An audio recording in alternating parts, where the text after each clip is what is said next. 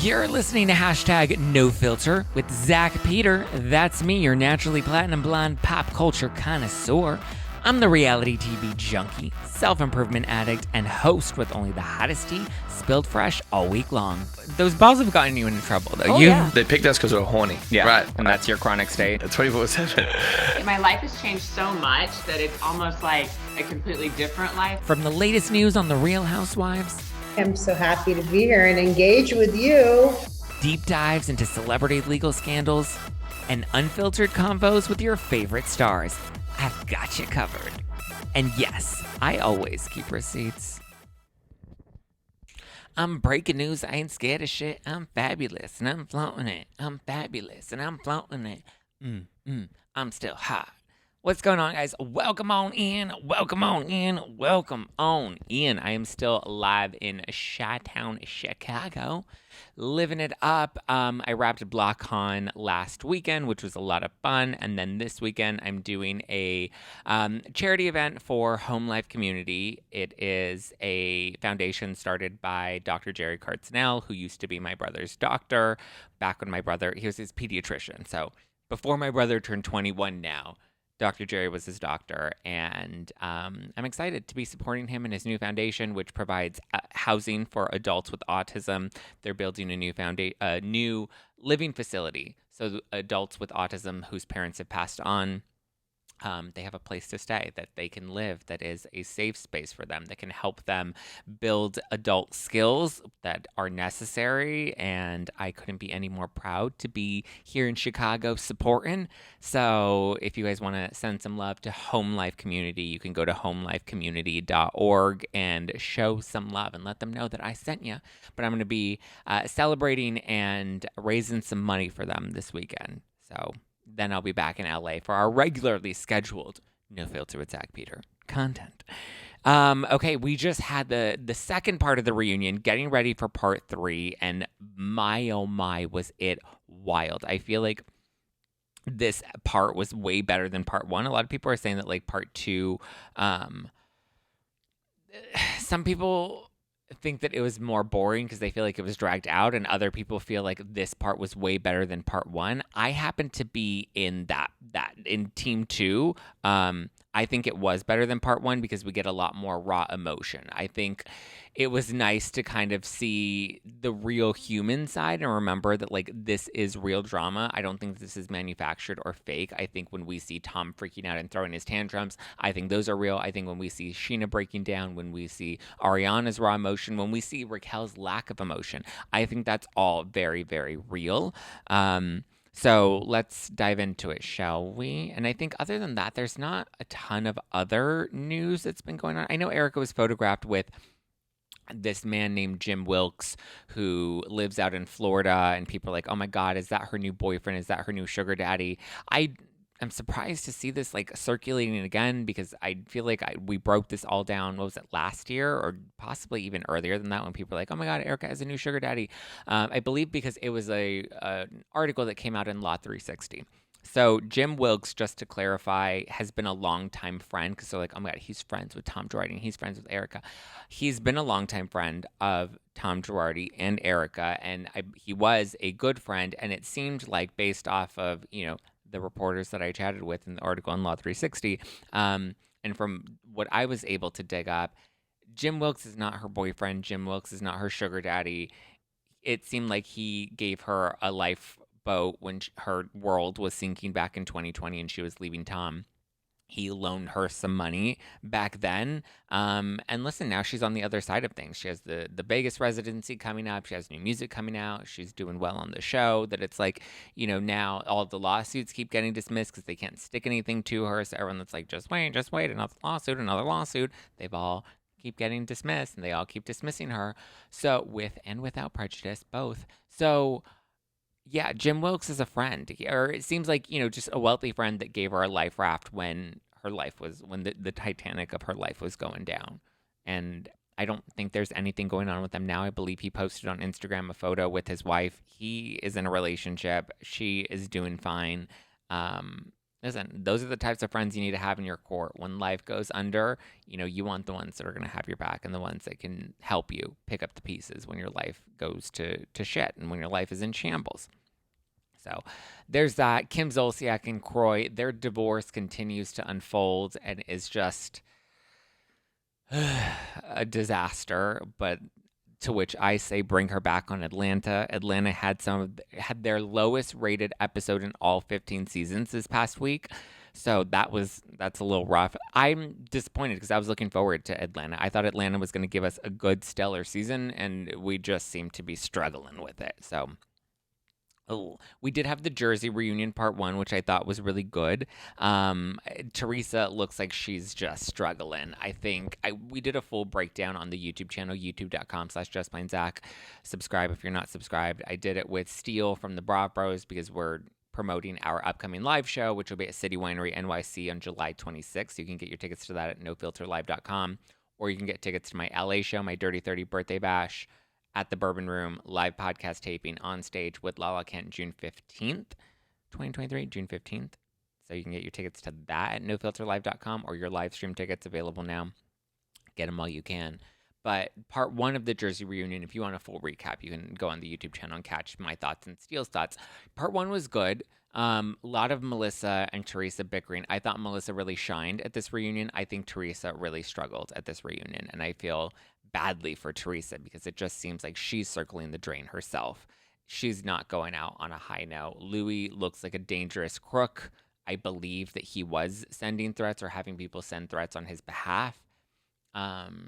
I want Danielle and Rachel Fuda to drop their beef and kind of just move on and carry Jersey into the next era. And I think Teresa's done. I don't think we see Teresa come back next season. I think give her a little spinoff.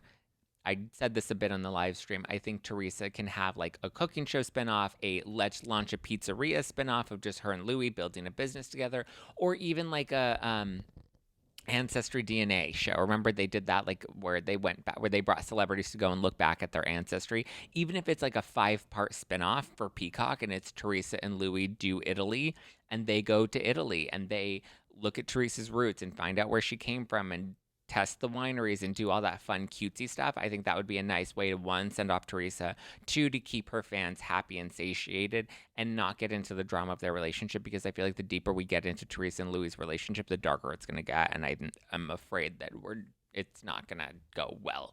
So yeah, that's where I stand. Teresa, this is her final season. It's time for her to move on. I think we give Melissa one good season without Teresa just to see what she can bring, because everyone keeps saying, oh, her storyline is Teresa, her storyline is Teresa. Okay, well then take Teresa out of it and let's see. Is she going to sink or swim? Are her and Joe actually going to be able to provide a good storyline that's going to keep us interested and engaged, or not? If they can't deliver after one more season, okay, fine. Then maybe we send them off, and take Jersey into the new era. But I think we at least owe them an opportunity to have a chance to show us what they got. Hit me with your best shot. But yeah, part 1 was good. Part 2 looks like it's going to continue to heat up. So, Jersey, I'm watching ya. Brav Bros and I will be live recapping that on Wednesdays. And shall we dive into the Vanderpump of it all, the Sandoval of it all?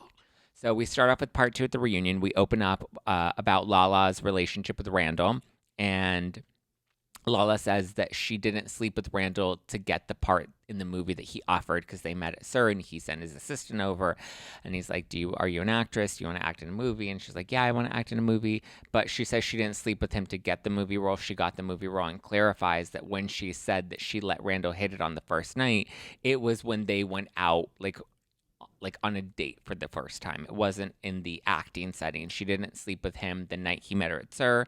She didn't sleep with him after the audition. She slept with him after he asked her out on a date, took her out to dinner, and that was the first night, because technically that was their first date. That was the first time they had taken the relationship from professional to personal, and she said that's when she got a Range Rover the next day.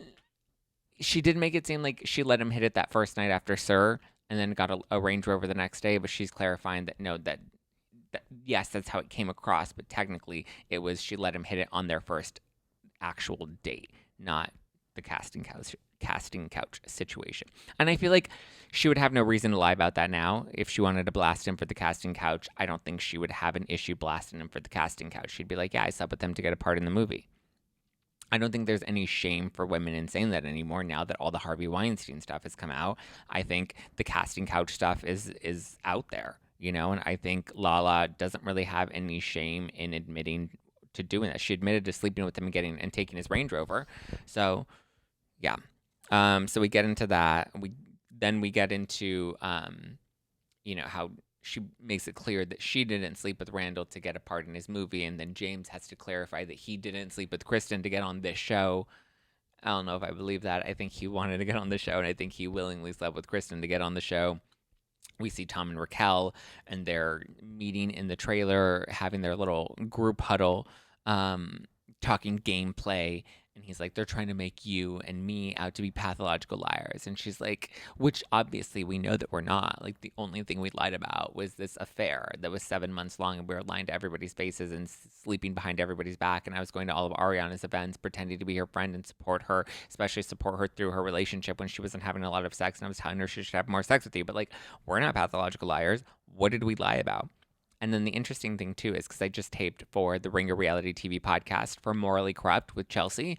We just taped our Summer House reunion and Vanderpump reunion recap this morning that should be out now on Spotify if you want to go subscribe to the Ringer Reality TV podcast.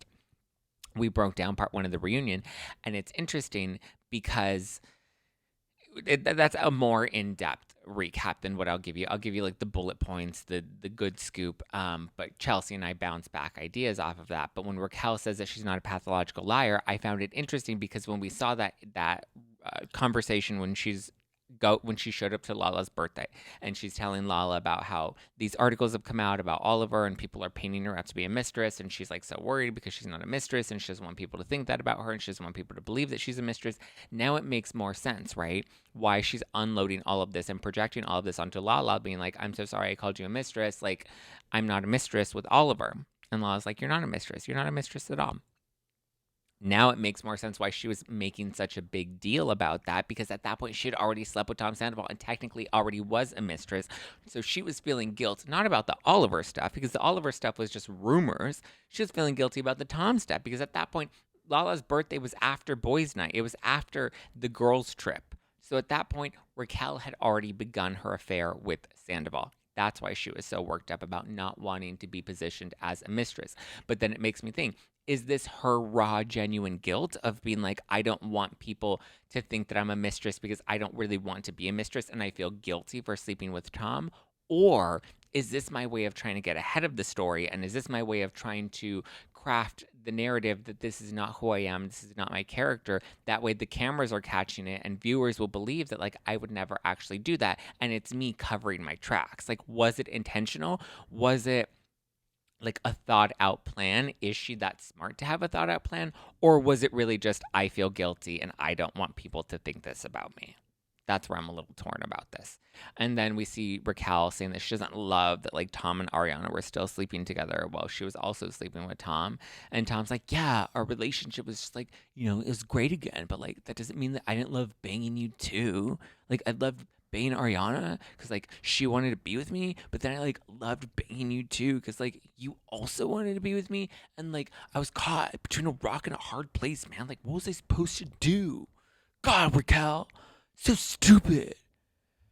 And so, you know, he, like, tries to downplay it, and she's just like, but now my character is in question. And I'm just like, I feel like your character was always kind of in question. I just feel like now your character is confirmed. Now everything everybody felt about your character has been validated. So it's not that your character is in question. I think it's pretty clear what your character is. And it's not great. It's not even, like, smart enough or strategic enough or interesting enough to be a villain. I wouldn't consider Raquel a villain. I would just consider her to be a dumb pawn in feeding Tom's ego.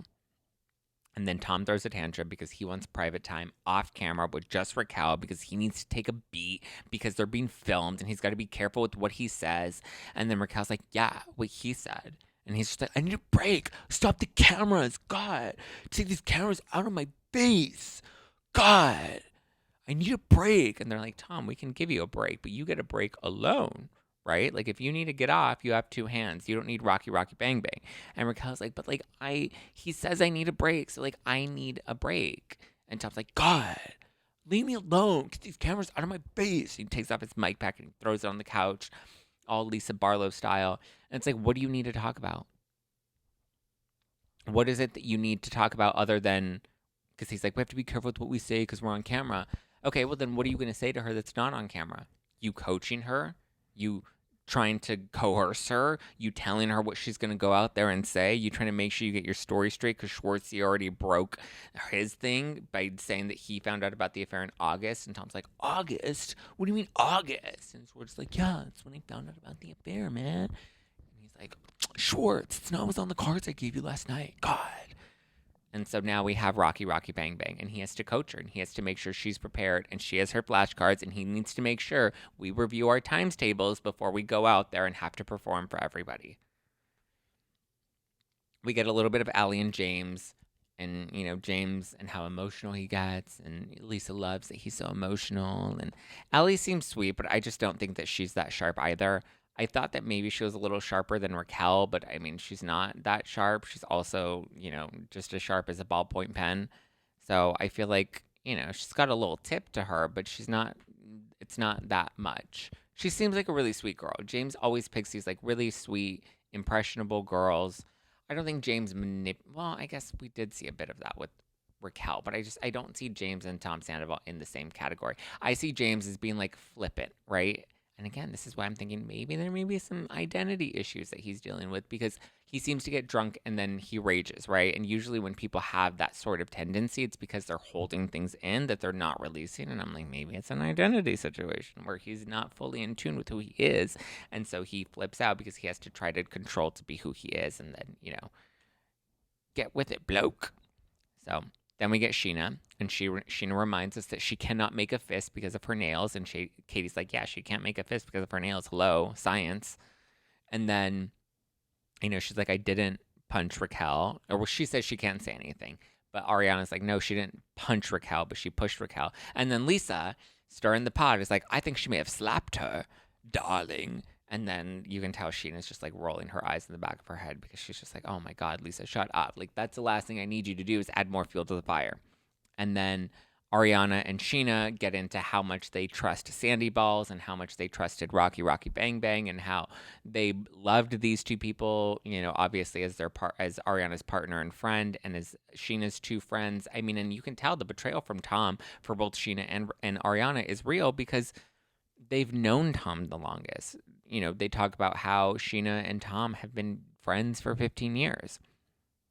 But apparently in April, this gets revealed in unseen footage from the finale, from the Sandoval finale. Apparently in April, Sandy Balls told Rocky, Rocky, Bang, Bang that he and Ariana were in an open relationship, and that's how the rumors started to circulate. And Sandy Balls is like, I never said that. I never said that. God, shut up, Ariana, motherfucker. And then Lisa's like, did you just call her motherfucker? Oh, darling, my pearls. Can come with your flashcards to correct the narrative. And so I think that's how the rumor started. And then that's when Ariana's like, well, then don't get mad at us. Get mad at Raquel because she's the one that lied and said that we were in an open relationship. And she said that you were the one that told her. And Tom said that, you know, they weren't showing anything about their relationship, him and Ariana. And so, like, that was really hard. And then Ariana's like, what didn't I show? What was I hiding from the cameras? I talked about my mental health. I talked about my depression. I talked about my intimacy issues. I talked about my body issues. I talked about our lack of sex life. So, like, what is it exactly? I talked about losing my grandmother. I talked about losing my dog. Like, what exactly was I not showing for the cameras that you think we should have been showing for the cameras? And he's just like, you know, we weren't hiding. He's like, we were hiding things. She's like, what were we hiding other than you cheating on me? What about our relationship was not out there other than you banging Raquel? And I'm like, fair. Very valid point. Very, very valid point.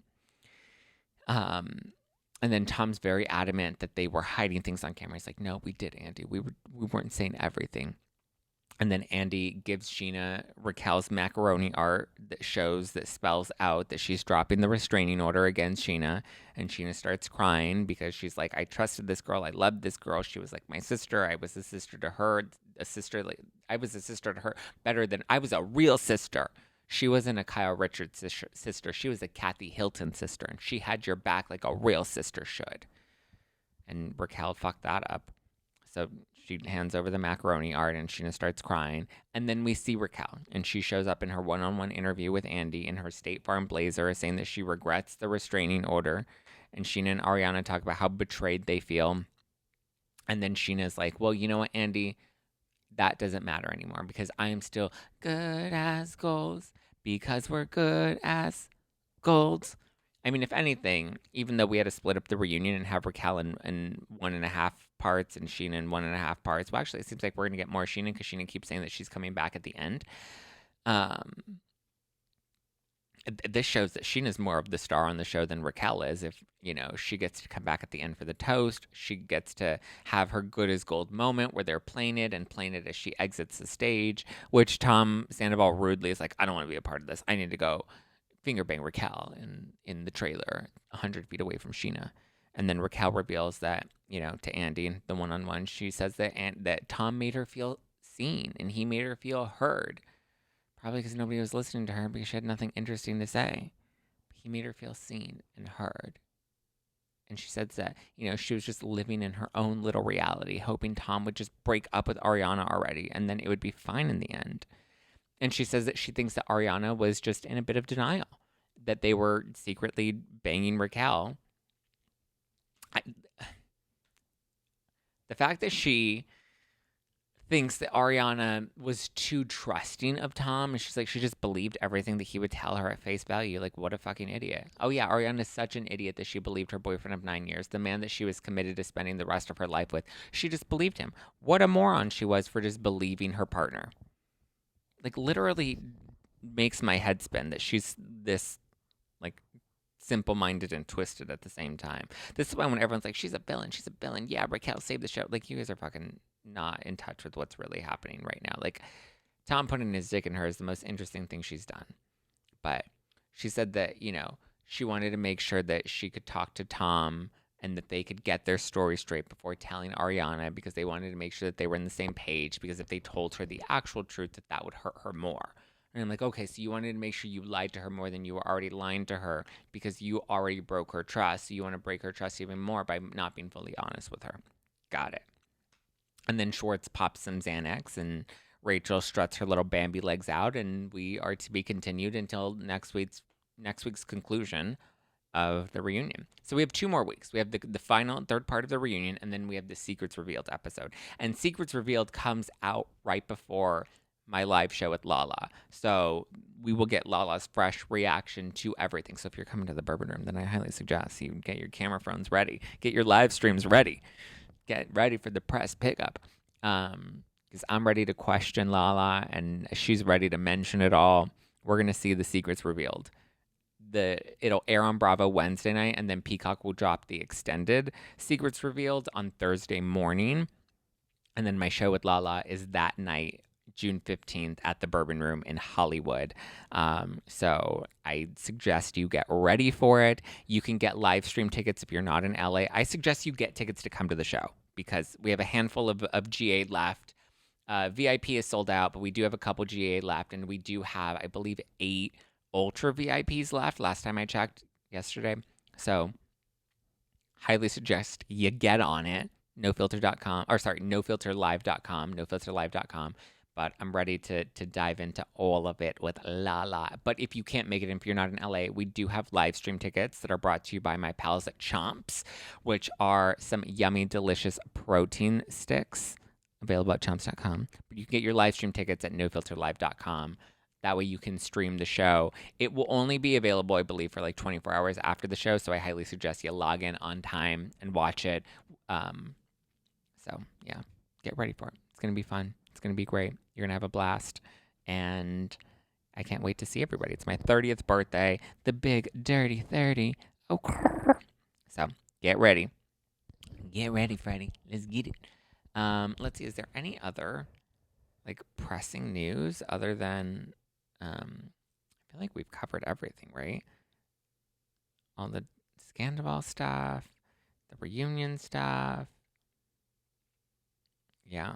I feel like that's all the major news that's happened in the past, like, 48 hours. But yeah, I guess that's all I got for you guys.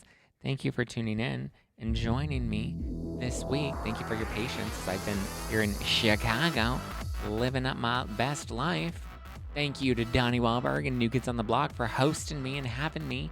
And I'm excited to be raising some money for Home Life Community with Donnie and his wife, Jenny McCarthy, who I've known for many, many years. Raising some money here in Chicago for Home Life Community, which you guys can go and support at homelifecommunity.org. Get your tickets to my live shows at nofilterlive.com. I'll be in LA, Hollywood, the Bourbon Room with Law Kent, June 15th.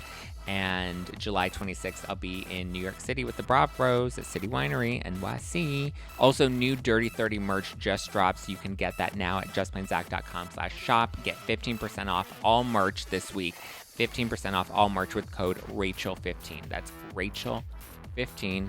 Use code Rachel15 and you will get 15% off all merch. All merch. No Filter merch, Dirty 30 merch, Team Ariana merch, all of it. Go to justplainzack.com/shop. All right, guys. I love you. I appreciate you. And I will talk to you next week. Yeah. All right. Happy Friday. Love you. Mean it. Ciao for now.